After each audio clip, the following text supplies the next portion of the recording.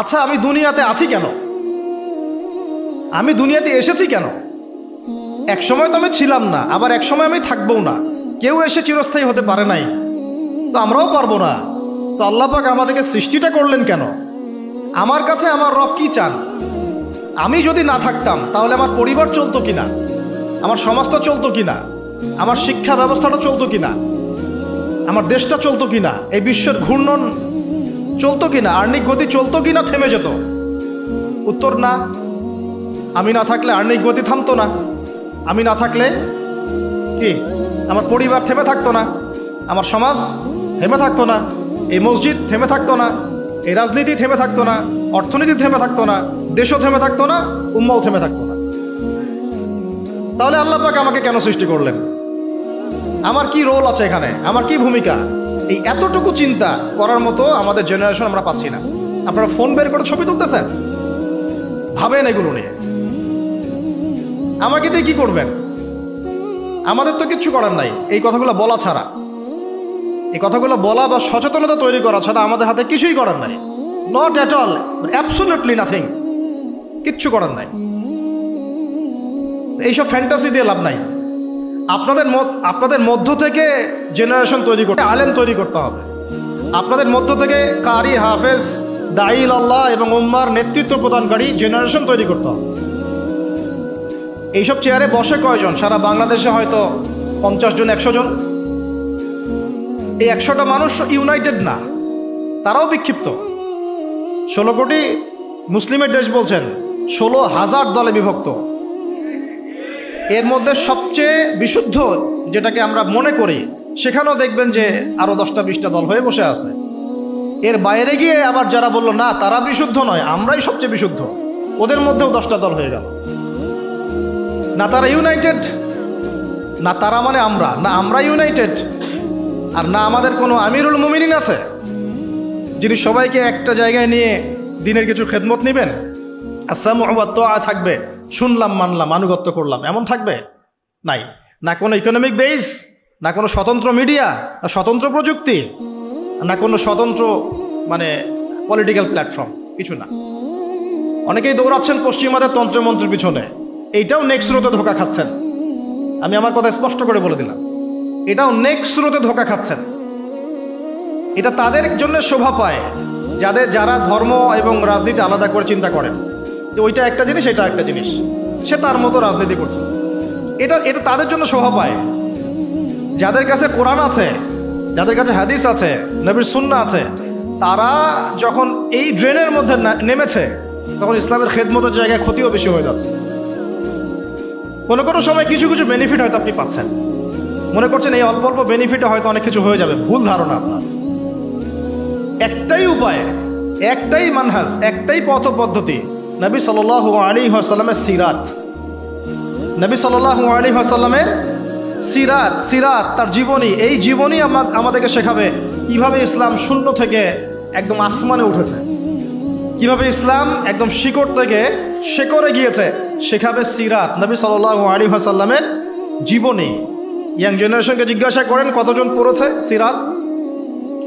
ওইখান থেকেই আপনাকে কথা বলছিলাম, ওই যুগটাকে কেন জাহিলি যুগ বলেন, এত কেন টিটকারি করি, এত কেন তাকে ধিক্কার দেই? কারণ ওই যুগে শিরক ছিল। শিরক আকবার। এখনকার বিশ্বে শিরক আকবার দিয়ে ভর্তি। কোন কোন সেক্টরে বলছিলাম, এডুকেশনে আছে শিরক, ইকোনমিক্সও শিরক আছে। এটা বোঝার জন্যে অনলাইনের ব্রাদার্স সিস্টার্সরা আপনাকে হেদায়েত দিতে পারবে। এটা বোঝার জন্য আপনাকে এমন স্কলারশিপের কাছে আসতে হবে যারা কোরআন এবং হাদিসকে দিয়ে বর্তমান ইকোনমিকে ডিল করতে পারে। শুধু সেকুলার ইকোনমি আর শুধু ইসলামিক ইকোনমি দিয়েও হবে না, দুটোকে কম্বাইন করতে পারে যারা, এ ধরনের স্কলারশিপের কাছে আসেন, আপনাকে বুঝিয়ে দিবে এখানে অর্থনীতির মধ্যে শিরক আছে কোথায় কোথায়। কেউ কি আপনাদেরকে বোঝাতে সক্ষম হয়েছিল আজকে থেকে 10 বছর আগে যে আপনি যে পেপার মানি ইউজ করছেন এর মধ্যেও রিবা আছে, সুদ আছে? আমরা যে ইলেকট্রনিক মানিগুলো ইউজ করছি এর মধ্যেও রিবা আছে, সুদ আছে। রিবা মানে কি? রিবা সমান সমান নিজের মায়ের সাথে সেক্স করা। আর কোনো ভাষা আমার কাছে নাই। আমার কথাটা আপনার কলিজার ভিতর দিয়ে ঢুকে একদম মগজ দিয়ে বের হয়ে যাওয়া উচিত। রিবা, সুদ ইজ ইকুয়াল টু নিজের মাকে বিয়ে করা, নিজের মায়ের সাথে ব্যভিচার করা, নিজের মাকে বিছানায় নেওয়া, নিজের মায়ের সাথে সেই কাজ করা যে আমি আমার স্ত্রীর সাথে করি। এটা আমার কথা না, এই কথাটা বলে গেছেন আপনার নবী। আমার নবী না বলে আপনারই নবী বললাম। আপনার নবী, আল্লাহর হাবিব, আল্লাহর হাবিব, আল্লাহর সবচেয়ে পছন্দের বান্দা, যার জন্য আল্লাহ মাকামে মাহমুদ রেখেছেন, যার জন্য হাউজে কাউসার রাখা হয়েছে, যাকে আমাদেরকে দেখানো হবে, যিনি আমাদের জন্য সুপারিশ করবেন, যিনি আমাদের জন্য সুপারিশ করবেন কাল কিয়ামতের মাঠে। তিনি বলেছেন রিবার পাপের 70টা শাখা আছে। কতগুলা? তার সবচেয়ে নিচের শাখা হলো নিজের মায়ের সাথে জেনা করা। আউযু বিল্লাহি মিন যালিক। সর্বোচ্চ পাপ কি তাহলে? সূরা বাকারার 279 থেকে পড়া শুরু করে আল্লাহ পাক বলছেন সর্বোচ্চ স্তরটা কি? রিবার। 1, রিবা সমান সমান আল্লাহর সাথে যুদ্ধ করা। 2, রিবা সমান সমান তার রাসূলের সাথে যুদ্ধ করা। পুরো বিশ্ব এখন আল্লাহ এবং তার রাসূলের সাথে যুদ্ধ করছে। পুরো ওয়ার্ল্ডটাই এখনকার এই ওয়ার্ল্ড, এখনকার এই যুগ, এই জেনারেশন।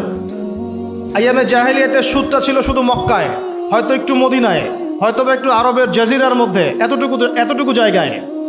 এখন পুরা গ্লোবালাইজেশন হয়েছে এবং সবাই আমরা মাশাআল্লাহ নাউজুবিল্লাহ কোনো না কোনোভাবে সুদভিত্তিক অর্থনীতির সাথে জড়িত আছে।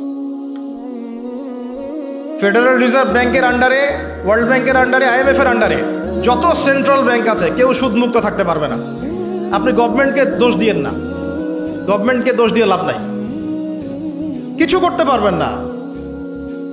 শিরকের গোড়া হচ্ছে এখন ওই পশ্চিমা শক্তিটা, একদম শিরকের গোড়া, তাগুতের গোড়া, যত শয়তানি অন্যায়ের মূল গোড়াই জায়গাটা। আর এরা এমনভাবে ইউনাইটেড হয়েছে, এবং ইউনাইটেড নেশনস তো ফর্ম করেছে 1945-এর পর থেকেই, এমনভাবে ইউনাইটেড হয়েছে, এদের স্বার্থটাই হচ্ছে পশ্চিমাদের জয় জয়কার যেন হয়, মুসলমানদের ম্যাসাকার যেন হয়। এটাই তাদের ভিশন ছিল। এই ভিশনে বিগত 100 বছর থেকে আমরা হাঁটছি। আর মনে রাখবেন, এটা আবাবিল পাখি আসার যুগ নয়, এটা আবরাহার যুগ নয়, এটা আবরাহার যুগ নয় যে আবাবিল আসবে। আবাবিল পাখির নাম নয়, আবাবিল মানে ঝাঁকে ঝাঁকে, তৈরন আবাবিল, আবাবিল মানে ঝাঁকে ঝাঁকে। এটা আবাবিলের যুগ নয়, আবরাহার যুগ নয় যে আবাবিল এসে আপনাকে উদ্ধার করবে বিপদ থেকে। এটা মূসার যুগ নয় আলাইহিস সালাম, যে আকাশ থেকে মান্নার সালওয়া পড়বে, রিজিকের জন্য আপনাকেই বের হতে হবে, আল্লাহর উপর তাওয়াক্কুল করতে হবে। এটা কোন যুগ? আল্লাহ বলছেন এটা এই যুগ। ইন তানসুরুল্লাহ ইয়ানসুরকুম, তোমরা যদি আল্লাহকে সাহায্য করো তবেই আল্লাহ তোমাদেরকে সাহায্য করবেন। একদম স্পষ্ট শুনে রাখেন, এখন আসমান থেকে ফেরেশতা নামবে না, এখন আমাদের জন্য এখন নামবে না। তোমরা যদি আল্লাহর দ্বীনকে সাহায্য করো তবেই আল্লাহ তোমাদেরকে সাহায্য করবেন। ওয়ায়ুসাব্বিত আকদামাকুম, তোমাদের পা আল্লাহ পাক শক্তিশালী করবেন, দৃঢ় রাখবেন। এটা এই যুগ। এটা কোন যুগ? আল্লাহ বলছেন ইন্নাল্লাহা লা ইউগাইয়িরু মা বিকওমিন, আল্লাহ পাক কোনো কওমের অবস্থা ততক্ষণ পরিবর্তন করেন না, হাত্তা ইউগাইয়িরু মা বিআনফুসিহিম, যতক্ষণ না তারা নিজেরাই নিজেদের অবস্থা পরিবর্তনের চেষ্টা করে। এটা এই যুগ। এখন আপনার জন্য আবাবিল আসবে না। এটা কোন যুগ? আল্লাহ বলছেন ওয়াইন তাতাওয়াল্লাহ, যদি তোমরা চেষ্টা না করো, মুখ ফিরায় চলে যাও, ইয়াস্তাবদিল কওমান গায়রাকুম, আল্লাহ তোমাদের সবাইকে সরিয়ে দিবেন, দিয়ে নতুন একটা কওম নিয়ে আসবেন। সুম্মা লা ইয়াকুনু আমসালাকুম, তারা তোমাদের মতো অপদার্থ হবে না। আমাদেরকে সরাতে আল্লাহ পাকের কি দরকার হয়? একটা ভাইরাস, একটা মহামারী, একটা ভূমিকম্প, আজকে একটু নড়ানি আছে না, এগুলো কিচ্ছু না, এগুলো ওয়ার্নিং আসতেছে। কারণ মহামারীর পরে সানাওয়াতুজ জালাজিল আসবে, হাদিসে আসছে। ভূমিকম্প শুধু না, ভূমিকম্পের বছরগুলো আসছে সামনে।